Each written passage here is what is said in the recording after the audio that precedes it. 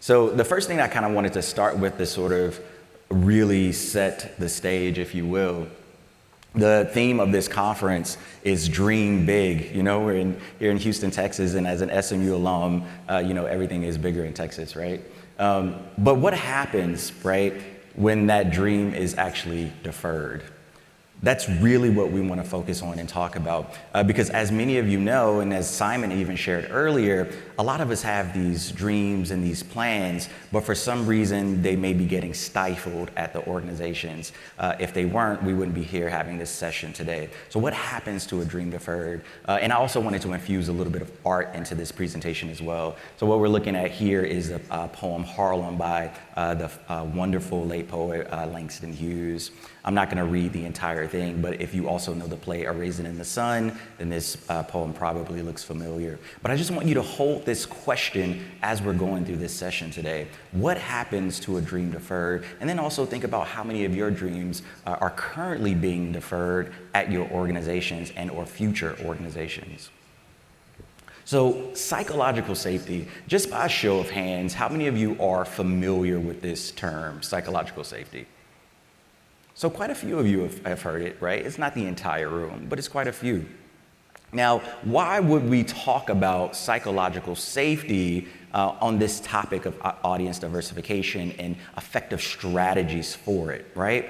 Well, it's quite simple, really, and some of you have probably heard this phrase before, but culture eats strategy for breakfast. It's very difficult for us to ask audiences to come to spaces and feel safe when some of you as employees are going into work every day and don't feel safe in those environments, right? So first we have to fix our own house, as they say.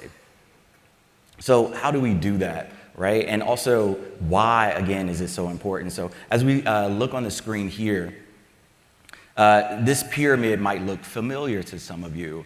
On the left, what you're looking at is Maslow's hierarchy of needs, right? And we're really kind of getting to the base of who we are as humans, right? What do we need in order to be, to establish well-being in our lives? So on the left is the typical Maslow's hierarchy of needs.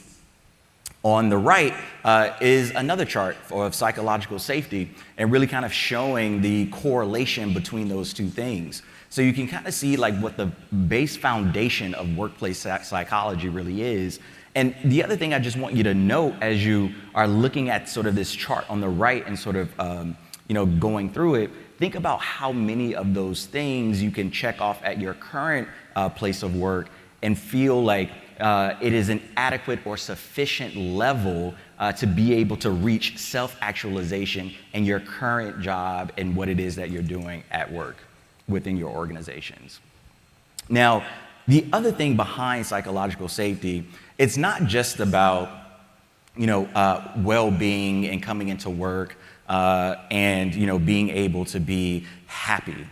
Although that's a really big part of it, it's ultimately what that happiness then leads to.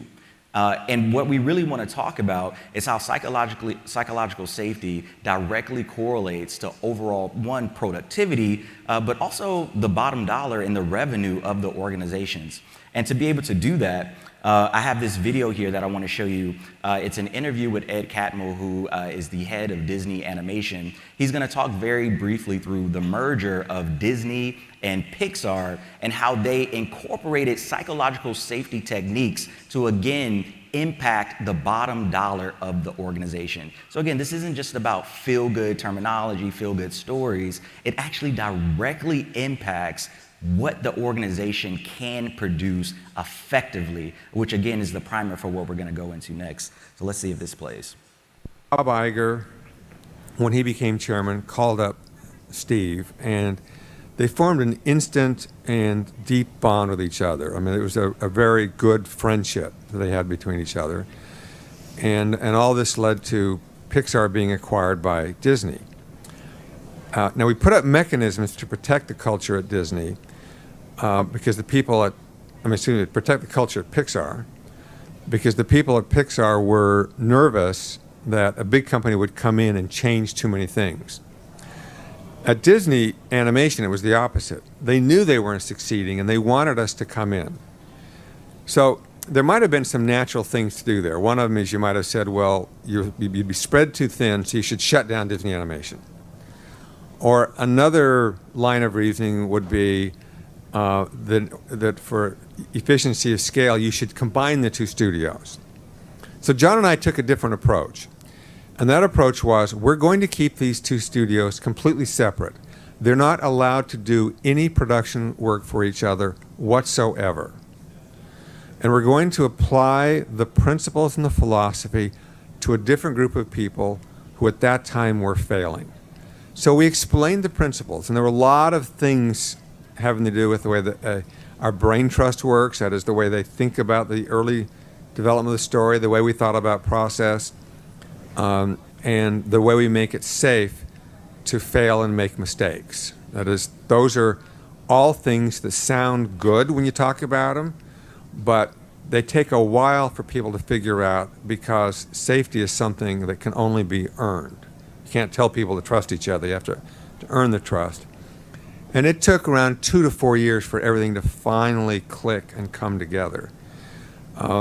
Every film that we've made since we've been there, and there have been 6 films, have been critically well reviewed. But it was at Tangled where they hit a huge financial success.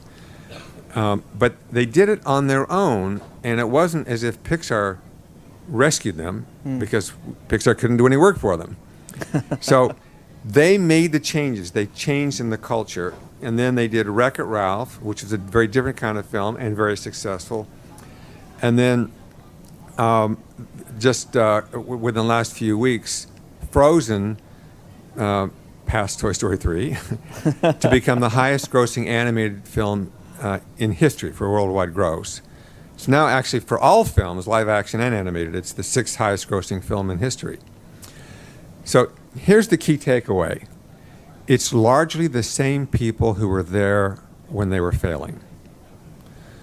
And my view is, and I believe this very strongly, is that most people are creative, most people want to do well, and the issue is not how do you make them be more creative, it's how do we remove the barriers and the blocks.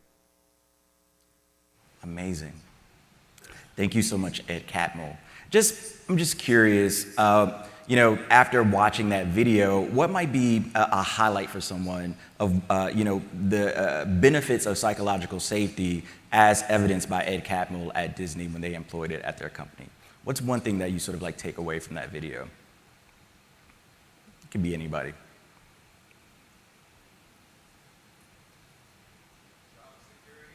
Job security, yes, absolutely. One of the first things that he said was, you are not going to lose your job. That was the first thing Disney knew when the merger was happening. So job security was huge. Just knowing that you could fail and you still would not lose your job, that was huge. What's something else? In the back with the red shirt. Trust. Absolutely. Trust was huge. And one thing that Ed said in this video too, which I think is really important for people to take away, Ed said, trust is not given, it has to be earned. It has to be earned. And it's just something for you to all contemplate individually. How many of you feel like you've earned that trust at your organization? And then just one last thing that I want to highlight before we move on, just due to time, it's also the ability to be able to fail forward, failing forward, right? Without some punitive action being attached to it, the ability to fail forward. So I just wanted to show this very quickly again, just to raise additional awareness of what this could potentially look like or what it does not look like. So something for you to think about, again, as you apply this to your individual organizations. Now, again, for some people, you might go, oh yeah, we're great, this is good for us. And then others might see where there are gaps actually in your organization. So on the left, what we're looking at is like a circle of psychological danger, or also think about it for the educators in the room as more of like a fixed mindset, right? So again, a fear of making mistakes, blaming others, or the proverbial kicking the can down the road at the organizations. People become less likely to be able to share different ideas and different views. And then this kind of breeds like a common knowledge effect, sort of like loop circle, right? Where there's no new information really being infused in the organization.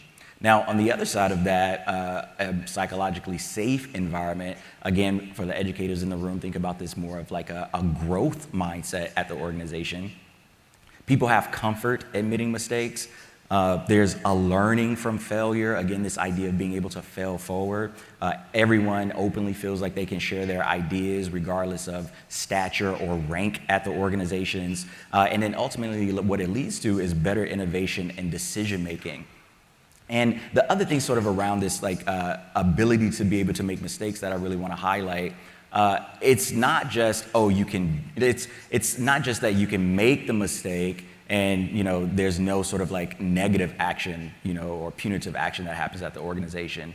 It's also this idea of mistakes being celebrated, right? Or taking a big risk and it failing and it's being celebrated at the organization. So thinking about how it's actually treated, right? So the dare to take the risk is as equally as celebrated as the success of whatever that risk was, right? So that's the mindset shift that we're actually talking about here. And so ultimately, again, looking at it, with this pyramid sort of idea behind it, this psychological safety, again, is really the bedrock that you need to build a healthy organization to where, it's not just surviving what we're going through industry-wide, it's a thriving in what we're doing industry-wide. And again, as Donna is about to take you through more of the strategy with audience development, what it's going to take is some risk, some innovation, and in that risk and innovation, there has to be a culture of support around those risk takers at these organizations as they share these dreams with their colleagues. Again, you have to think about the vulnerability that it takes to think outside of the box. And again, how is that vulnerability or how is that thinking outside of the box being supported with their colleagues? And so last, like just some key points, and then I'll transition it back over to Donna. Creating the foundation of EDIA is incredibly important to this sort of like building of psychological safety at organizations. Encouraging thoughtful collaboration and risk-taking and belonging at the organizations. Cultivating an ecosystem of trust in the organizations. And again, remember, trust is not given, it has to be earned. Fostering an environment where employees can actually dream big. Like we say dream big, and then there's organizations where you can't actually do that, or it's not celebrated, right? The idea is actually, let's be more conservative in our thinking. So how can you cultivate an environment where dreaming big actually becomes the norm, so it then doesn't have to be the title of the conference itself, right? Building a company culture where both innovative ideas and failures are equally valued and celebrated. And lastly, is just thinking about when psychological safety is integrated into the company culture, audience development strategies become one, authentic, and two, respected, right? Authentic and respected.